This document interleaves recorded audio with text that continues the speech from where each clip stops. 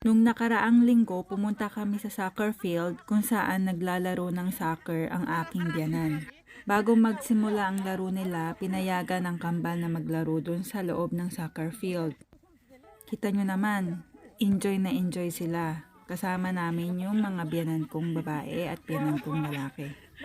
Si Nara, tignan nyo, ang galing-galing mag-soccer. Sobrang nag-enjoy ang kambal, lalo na tong si Nara. Actually, first time ni Nara maglaro ng soccer, pero tignan nyo, oh, ang galing-galing niya, pati pag-catch ng bola, alam niya. Kita ko lang po sa inyo saglit kung paano maglaro ng soccer yung biyanan ko. Yan po yung biyanan ko, ang galing-galing po niya maglaro ng soccer.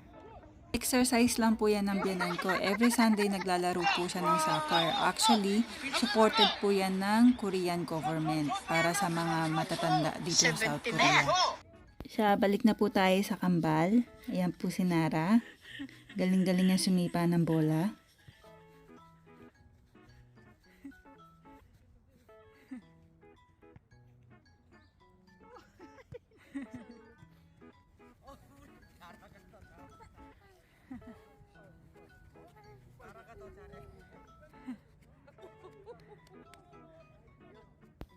Wala pong nagturo kay Nara niyan.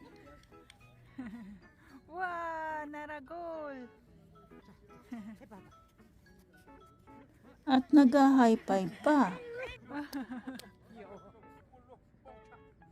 Kung. Sige. Sumasalida pa talaga siya. Oo.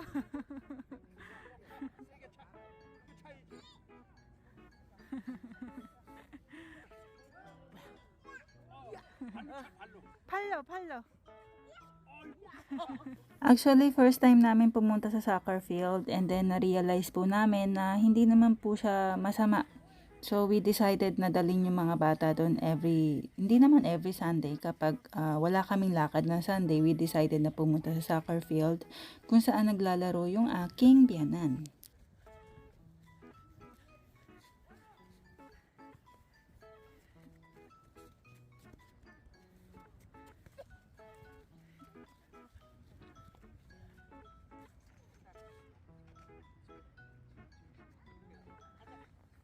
Mapapansin po ninyo na puro si Nara yung aking pinipicturan.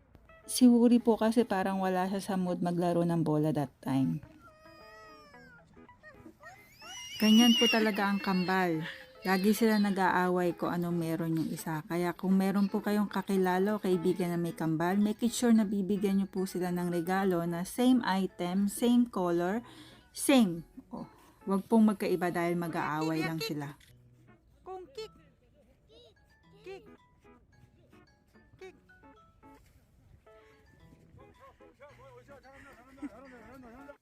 Ito po yung picture na nag-start na po kasi yung laro ng soccer kaya nandyan po kami sa labas. Actually, pwede naman po sa loob, sa may gilid lang, kaya lang we worried na baka matamaan sila ng bola. Ito po, paalis na po kami, papunta na po kami nito sa sauna. Wow, 멋있어.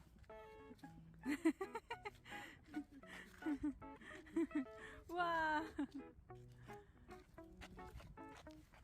많이 컸어.